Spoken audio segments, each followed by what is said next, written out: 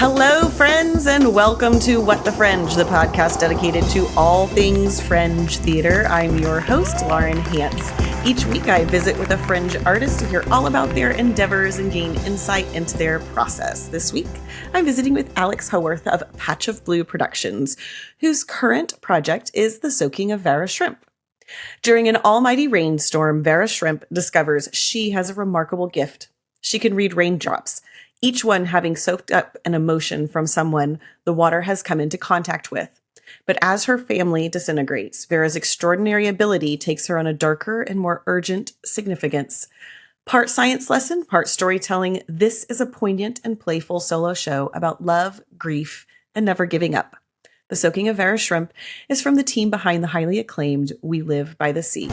Every good play should have somebody who's going through a very specific experience that is probably going to be, it might have similarities with the experiences of people in the audience, but it's never going to be exactly that. So every time we go to the theatre, hopefully we come back slightly more well-rounded people. We say theatre is like the great empathy creator, which is why I love to do it, and I think people who might go in thinking a certain way or, it doesn't have to be educational, but it should be enlightening, I think, and help that person develop more empathy.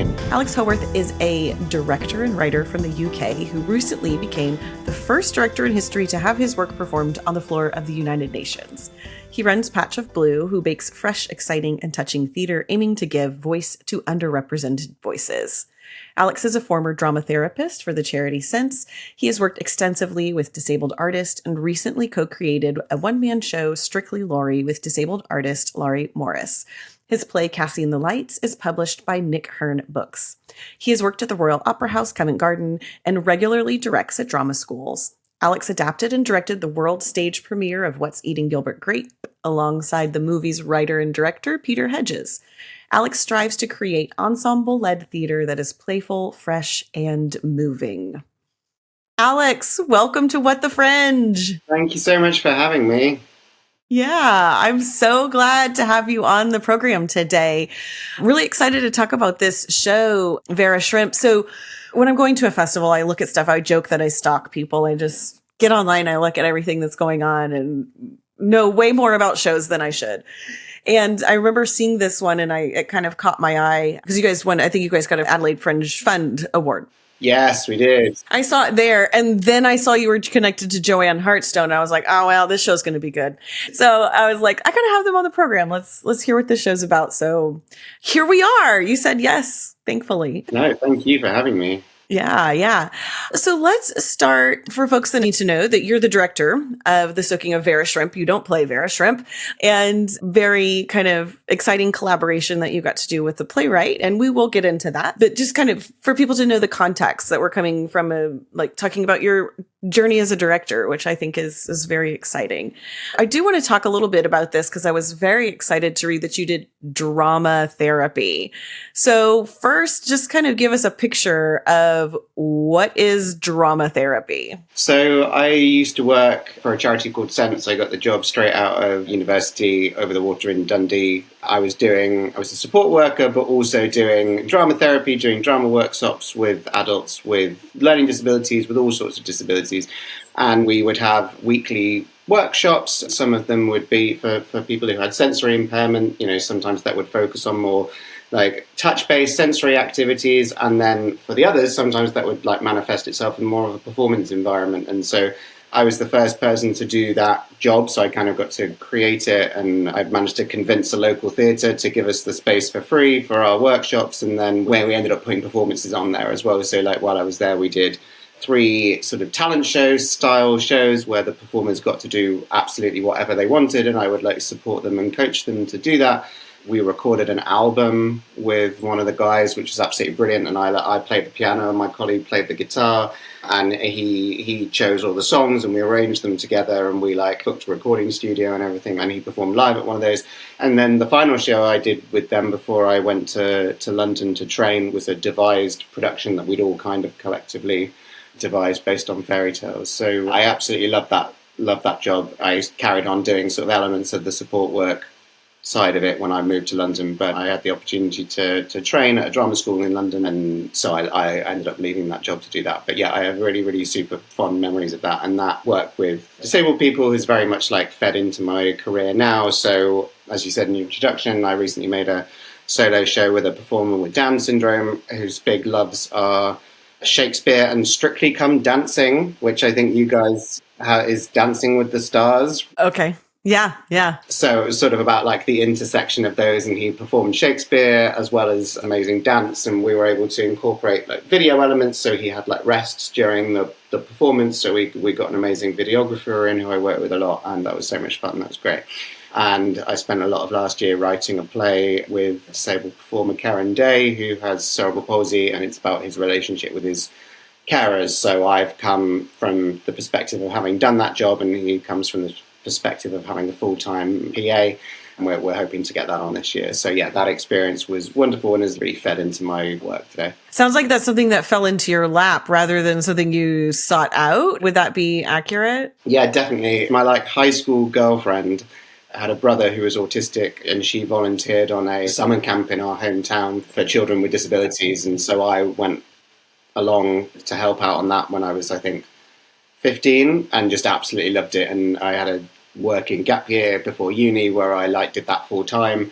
It's always kind of been a big part of my life for a really long time. So yeah, and I feel like very privileged to still have the opportunity to do that and to be working in that world and to be able to give, well, all performers the opportunity to perform, but particularly, performers with disabilities who far too often aren't given that opportunity, or those opportunities are underfunded or under-resourced, and to be a part of trying to push that forward and to try to help them have a voice and get on stage is something that's really important to me, and continues to be so in my work. What do you think is one of like the best things about working with performers with disabilities? Them having the opportunity to share their unique perspective. I think certainly the support worker disabled person relationship is something that is like not dealt with in kind of any kind of media. There was a TV show here about it called We Might Regret This, which was brilliant, but it's a perspective that you hardly ever hear, giving them the opportunity to share their stories on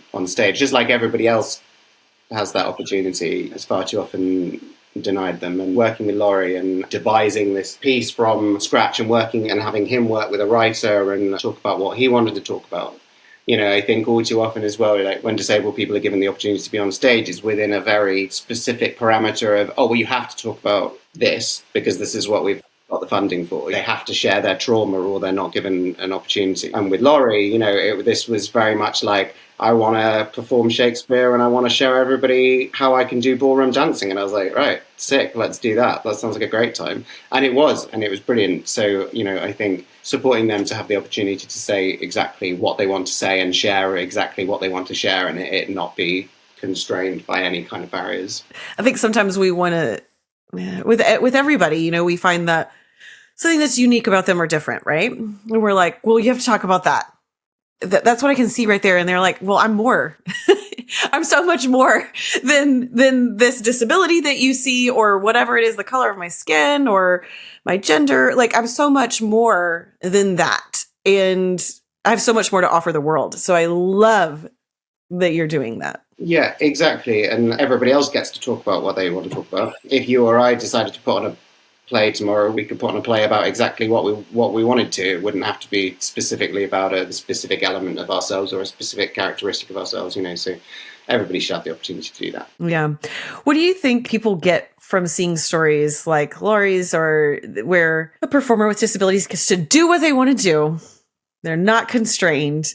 How do you see that impact the audience? I mean, I can have lots of imaginations of what it is, but I'd love to hear what your experience has been with that. I hope that, like a lot of theatre, that you have the opportunity for an hour or however long it is to walk in somebody else's shoes, whose experience might be totally different to yours. And that speaks to all theatre, but particularly with theatre made by people with disabilities, because they have their own very, very specific experiences. And there is still, very sadly to this day, an enormous amount of prejudice or unconscious biases as well, unconscious opinions about what being disabled is or the disabled experience is, so I think like getting to support performers to smack those prejudices down and to speak to things exactly how they want to, and make sure that, you know, people leave a bit more enlightened and having a better understanding of the way that person lives. And as I say, I think that's true of all good theatre. You know, every good play should have somebody who's going through a very specific experience that is probably going to be, you know, it might have similarities with the experiences of people in the audience, but it's never going to be exactly that. So every time we go to the theatre, hopefully we come back slightly more well-rounded people. We say, like, theatre is like the great empathy creator, which is why I love to do it, you know, and I think people who might go in thinking a certain way, or, you know, it doesn't have to be educational, but it should be enlightening, I think, and help that person develop more empathy and a better way of thinking. Yeah. And I can't end this conversation without talking about one of my favorite shows I've seen. It was in Vancouver. They have a theater company called Theater Terrific. And I was looking through the Fringe listings and I saw it. And there's a woman, I think she's been doing it for 20 years, works with people with disabilities. And every year they create a show. So she sits down with her, and they're adults. It's not kids. You know, so much is focused on kids, which is great. But it's like you age out of a system and you still need assistance and need attention and programs to help you express yourself. And so she sits down with them and like, what do we want to talk about this year? And gets them. And so the whole show is created from people that might have just had a little bit of neurodiversity that you wouldn't quite maybe pick up on, to people that were completely nonverbal. So it was like the whole spectrum of people with disabilities in the show. And I was like, if I'm going to one show in Vancouver, I'm going to this show. I like had to see it. And it was so cool. I absolutely loved it. And it was kind of like you were saying, it was something that was 100% them, of what they wanted to talk about and what they wanted to say. And I think that is so important for all humans. Absolutely. And I think, touching on what you said, like, that needs to become more mainstream as well. I think right now, if people with disabilities are offered an opportunity to perform, it's at like a one night showcase of a thing, or, you know, what is exciting that's happening at the moment is that those opportunities are becoming more mainstream. So I don't know if you saw or heard about How to Dance in Ohio, the musical that was on Broadway a few years ago, that was about a group of autistic teenagers getting ready for prom. It was based on a documentary, and all of those characters were played by autistic actors.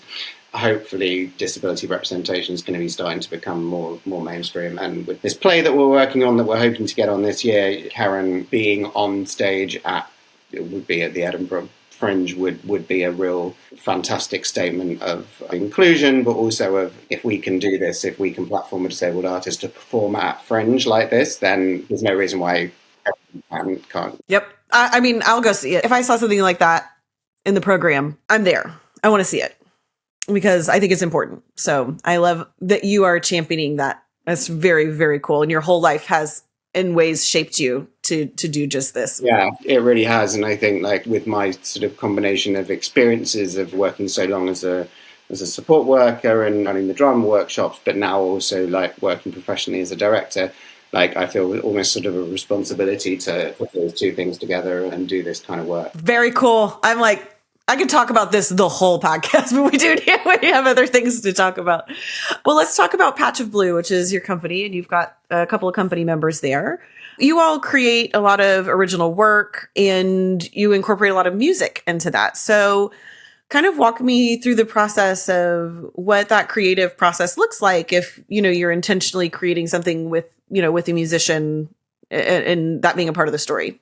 So we started off, our first show came from a devising project at drama school. So when I was doing my postgrad directing, I was given a group of second year actors and basically like a room for, I think 2 hours a week for 6 weeks, something like that. And we had to come out with a half-hour piece about anything at the end of it that we created. I invited them all to bring an object to the first session that was of some significance to them that they could use to talk about an experience that they had or something like this. And then one of the guys brought this book that he had made with his ex-girlfriend that had like love letters, theatre tickets, cinema tickets, photos, you name it, like everything. This was like a compilation of their entire relationship. And not only was he still with this girl. He was with somebody else, and she didn't know he still had this book.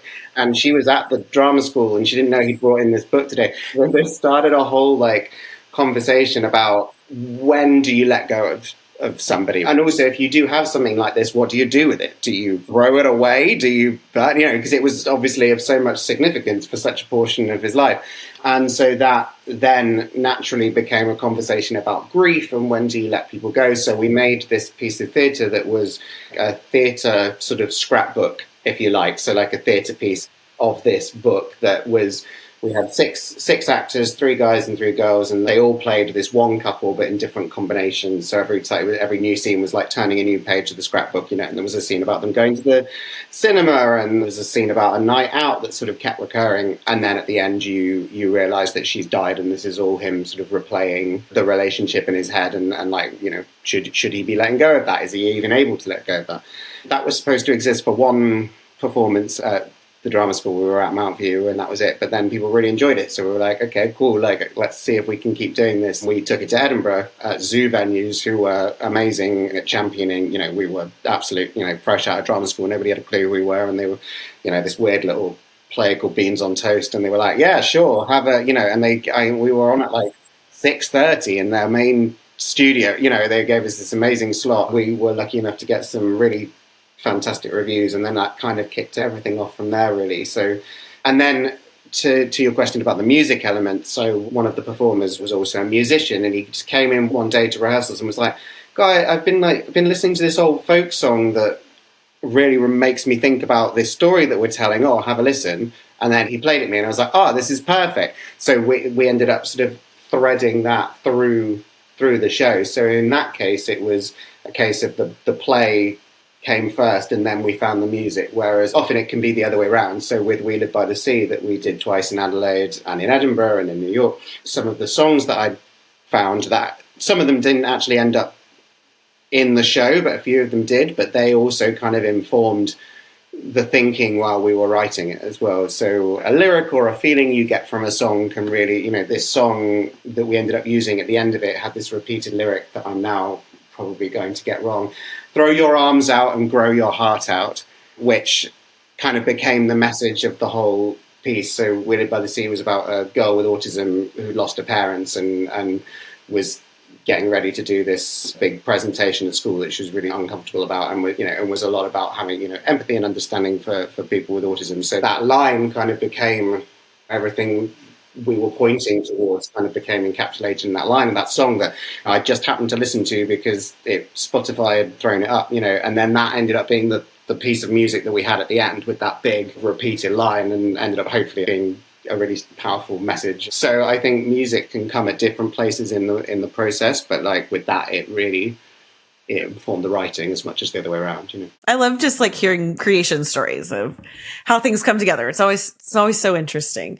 Now, are those people part of Patch of Blue now? Did you guys kind of continue that relationship, or kind of how did you get your company? Patch of Blue sort of always evolves. So people have gone on to do different things, but the constants are me directing and sometimes writing as well. And then I work with these 2 brilliant musicians who are twins called Ellie and Imi Mason. I went to uni with Ellie, and then she introduced me to Imi, and they've been doing our music now since our second show. So for almost 10 years, probably over 10 years, and they're amazing. So whenever we're able to have live music, it's always facilitated by them, and they're brilliant. I've been really lucky to sort of get some real regular collaborators who I work with all the time. A brilliant costume designer called Alice, who I work with all the time as well. A couple of people who've been around Patch of Blue for the last few years now, and this is Martha, who's playing Vera Shrimp. This will be her second Patch of Blue show. She took over in Casting in the Lights, and our final run we had a performer who was 6 months pregnant, playing a 7-year-old as well, flinging herself around the stage, and about halfway through the run it just got too much for her. So Martha stepped in and finished the run and did the touring venue we did after that, and she was absolutely amazing. She went on with very little notice and did an amazing job, and she ended up going on for 2 out of the 3 parts as well. She's got a sort of extraordinary tenacity and guts, as well as being an incredible actor, but she's not phased, she'll just go on and take it. So when we needed someone for this show that is for Vera Shrimp, which is, a one person show. So that's a lot to hold an audience's attention for an hour, but also specifically with this, it's in this kind of unique environment. It's just in a front room of a house at Holden Street Theatres, which holds 30 people max in thrust. So the audience are really right there. So, it takes a sort of really terrific performer to A, hold that space for an hour, but B, have the guts to have the audience right there. And there's an interactive element with the show as well. So I'm so excited to see what she's gonna bring to it. We're starting rehearsals next week. Very cool. Very cool. Well, let's move on talking about Vera Shrimp. Now, this is a little bit of a diversion for you all because this show's actually a revival. It had a life, I think, 10 years ago. And you've got your writer who isn't, part of your regular team. So talk to me about how you found this and then why you wanted to bring it back, take it to Fringe. Why now? Yeah, absolutely. So I remember seeing this in Edinburgh vividly. It was in the attic in the Pleasance Courtyard, which is where we lived by the sea for the first time. So we knew that space really well. I always judge a piece of theatre by how you feel afterwards, right? And I remember seeing this and having to go and sit down for a bit just to process the thing as a whole, but B the emotions it brings up and the ingenious creative way it deals with the subject matter and how affecting it is for being direct address to the audience and involving the audience in that way. You sort of very much feel a part of it. There's no looking away from it. It's right there. And I've never been able to shake that feeling about this play. And so I talked to Alison about doing it first during COVID because I remember thinking, wouldn't it be a brilliant short film, because the whole conceit is that Vera is doing a science presentation for an audience that she's invited, and you're the invited audience. So I was thinking, wouldn't it be brilliant if she was recording this during COVID? We could set it during COVID, and she was having,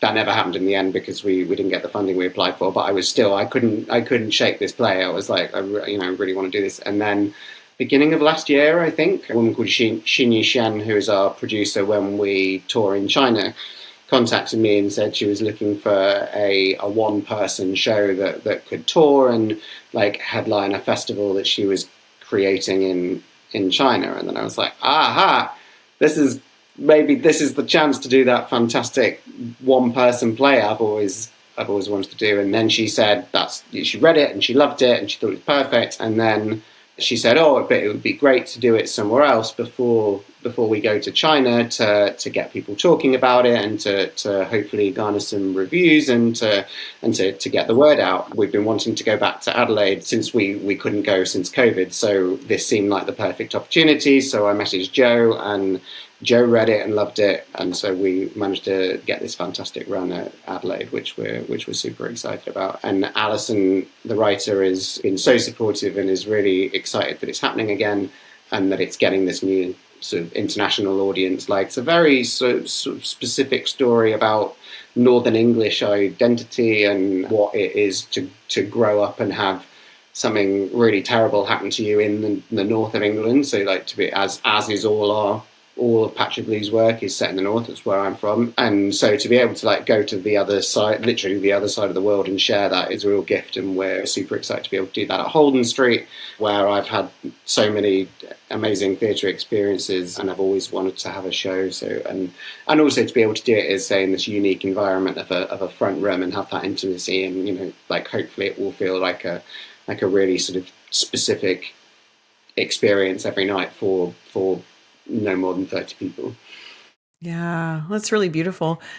Has the show, did it change any when you guys got your hands on it? Because obviously new director, new performer. When I work on a piece, it's maybe I'm never done. You're never done writing, right? The text hasn't changed, but certainly ours will be a very different interpretation. We're using some multimedia stuff. We have a visual element that builds from a little sort of science diorama that she starts with to an old school overhead projectors that you used to get at school to then video that fills the stage, so that there's a real like kind of multimedia visual element to it, which we always try and do with our work. There's a lot of music that goes through our version in a way that I can't remember if there was last time as well. Certainly new music, a new way of doing that. So it's very much our own interpretation, and Alison has been totally supportive of that. But in terms of the text of the play, it's beautiful writing, and it was then and it still is now, and it's a really universal story of being a teenager and having something terrible happen to you at a really seminal part in your life, and then how you see her over the show not only come to terms with this terrible thing that's happened to her, but like learn how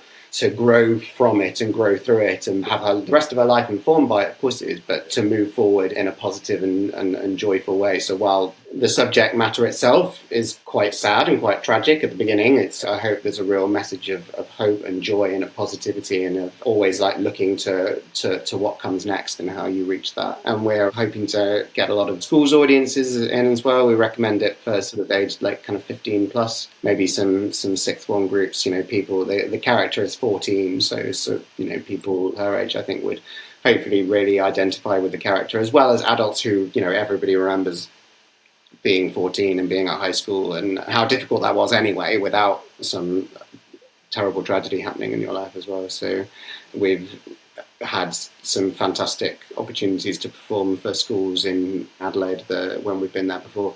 Recently we were really honoured to have an Adelaide-based school perform our show, We Live by the Sea. We got sent photos, which was just amazing, and they had actual sisters play the two sister characters in the show. It's been licensed for a while, but this is the second production of it, and the first international production. It's going to be really fun to come back there and know that they did that play. So we've been back and forth with the teacher, and that group are hopefully going to come and see Vera Shrimp. Even though we were away from Adelaide for so long, it was so nice to have a small presence there with that. Yeah. Well, and I was curious about Vera's age or kind of her disposition, just from the trailer that I watched and the photos. And then your work with folks with disabilities. I was like, is she childlike? And it seems like she has a very childlike spirit.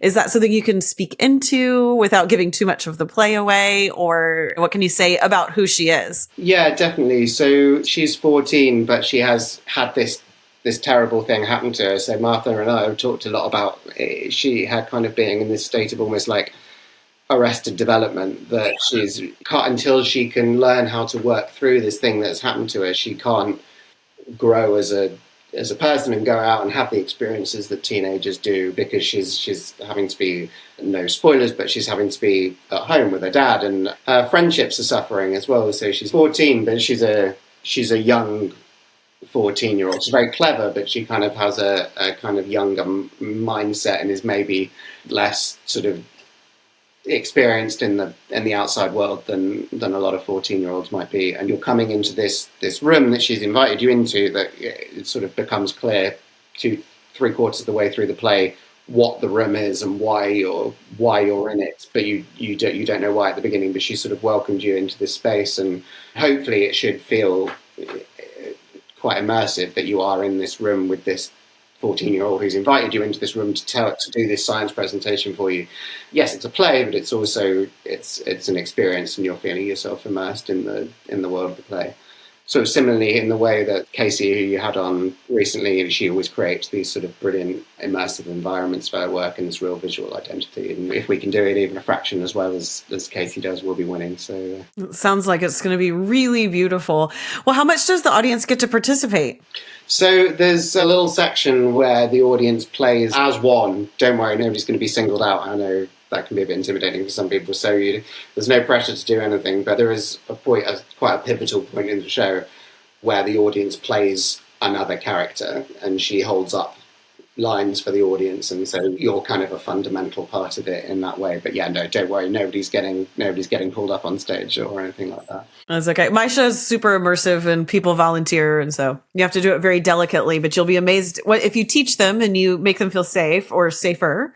You'll be amazed at what people will do. Yeah, absolutely. And I think our work always has that sort of immersive light element. The fourth wall is always non-existent. There's always a real kind of direct relationship with the audience, but it's also in a way that if you want to, you can very much just sit back and watch, and you don't. There's no obligation to be a part of it. So as an audience member, I've been in both of those camps. I've had nights where I just want to sit back and watch, but then I've had nights where I've also been on stage in shows, so I can see it both ways. Yeah. Okay. Well, we're getting to the time where I've got to ask my famous last question. I could talk about immersive theater with people with disabilities forever. But we got to end. So what is your most interesting or awkward Fringe interaction that you've ever had? Or fun story, whatever you want to tell. The last play we had in Adelaide in 2020, Cassie and the Lights, a play that I wrote, and it was based on, and inspired by a true story of a 17-year-old who went to court to get custody of her two younger siblings. We invented all the circumstances and the characters, but it was inspired by this case. And when I first read about this, I was struck by the fact that I'd never heard of this happening before. I couldn't even comprehend that this was something that happened. And then the more I read into it and did research, it turns out that this is something that happens all the time, that once you're 18, you can adopt as an adult. There are lots of young people who are trying to get custody of their siblings so that they don't go into the care system, but are missing out because they're, a few months, at the time of the trial, they're a few months away from their 18th birthdays. And that seems crazy to me that, that a matter of months can separate. And then often the families are completely separated, and adoptive parents can, if they choose to, prohibit contact until the children they've adopted are 18, which again seems absolutely crazy to me. So this is something we wanted to unpack and raise awareness of. We were really careful in the play to not come down on either side of the argument, that whether a 17-year-old can or indeed should be a parent. But we wanted to ask the question, and we did that, and it was very sort of, you'd hear it being furiously debated in the bar afterwards. During that time, we were fortunate to work with a lot of care organisations. I worked with some brilliant care organisations when I was writing it, and I went into care homes and talked to care leavers and asylum seekers to sort of all inform the writing of the play. But then when we took it to Adelaide, we were approached after a show by this woman who this was literally her exact experience. She was trying to get custody of her younger siblings. She was fighting the courts and had been for years, and was still doing it for really young children. And her saying that we represented this story well on stage, that she'd seen a version of herself and been comforted by it, and then indeed had come back multiple times and brought the siblings that she was going through this with, was extraordinary. She wrote us this absolutely beautiful letter, which I still have. And making any kind of theatre is incredibly hard, but making Fringe theatre with little or no resources, and can be incredibly challenging and exhausting. And some days you're like, why do I do this to myself? Why am I, and then something like that happens, and you go, oh, this is why I do this, and there are a couple of sort of moments that I hold on to, that if I'm having a day of it, and I'm like, oh, this is too hard, I can't do this anymore. I remember moments like that, and somebody, looking us in the eyes and saying, oh, you told my story. That's all you want. And as long as people keep feeling that, and we're able to do that for people, we'll keep going. Yeah. Oh, that melts my heart. I love it. I love it.